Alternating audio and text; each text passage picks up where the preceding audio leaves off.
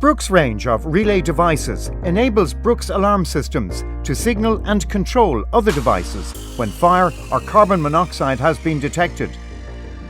These applications include notification to telecare and security systems, the activation of lighting to assist the evacuation of occupants, and the activation of additional strobes and sounders for increased notification and awareness in the event of a fire. The EiB428RF is a 10-year mains-powered relay with rechargeable battery backup for wireless or wired connection to Brooks-compatible devices. The EiB428RF provides a single electrically isolated set of contacts rated at 5 amps for many switching or low-voltage signaling applications.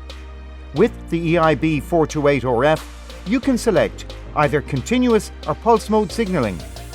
In continuous mode, the relay will switch and latch until a cancel signal is received. In pulse mode, the relay will switch for 5 seconds only. The default setting is continuous. A battery backup switch that is defaulted to the off position. The control device terminal block. The EiB428 230-volt mains power supply and wired interconnect terminal block. The EiB428 relay is primarily designed to work with RF devices, but for additional flexibility, it can also be used with wired interconnect systems. Unlike photoelectric or carbon monoxide alarms, the relay does not have a sensor and can therefore be placed near the device it is controlling. Wiring is easy. A normally open wired application means that the controlling device is disconnected in standby and will therefore become connected when the alarm system is activated. In the example shown, the strobe and sounder would be powered off until the alarm system is activated, and only then would they receive power through the relay.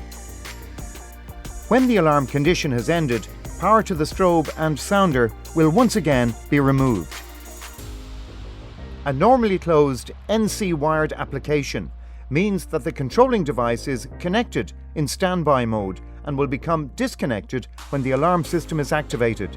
In the example shown, the non-maintained emergency light would be powered, operating normally until the alarm system is activated, and only then would the power be removed, at which time the emergency light would turn on. When the alarm condition has ended, power to the emergency light would be restored, turning the light off. In each case, ensure that the battery backup switch is moved to the on position before completing the installation and replacing the cover. Wireless setup is quick and easy. For mains-powered alarms, wire the 230-volt mains-powered mounting plates. Insert the EiB3000MRF wireless module. Feed the antenna into its guide through the aperture. Line up the module pins with the receptor socket and gently push the module into the base of the alarm. Slide the alarm onto the mounting plate and you will hear a click to indicate the alarm has docked correctly. Insert a small flat-headed screwdriver into the house code button. Press and hold until you see a solid blue light, then immediately release. The alarm will indicate that it is in house code mode by flashing once every 5 seconds. Then enter house code mode on the relay. Insert a small flat-headed screwdriver into the house code button. Press and hold until you see a solid red light, then immediately release. The flash count will increase by 1 with the addition of each device. Confirm the number of flashes for your system on each device. Exit house code mode on the alarm. Press and hold until you see a solid blue light, then immediately release. Exit house code mode on the relay.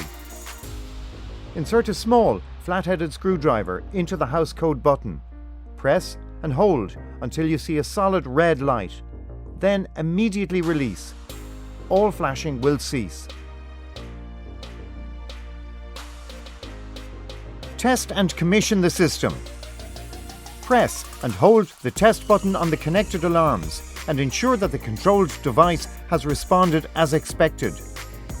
Releasing the test button will see the controlled device return to standby condition within a few seconds.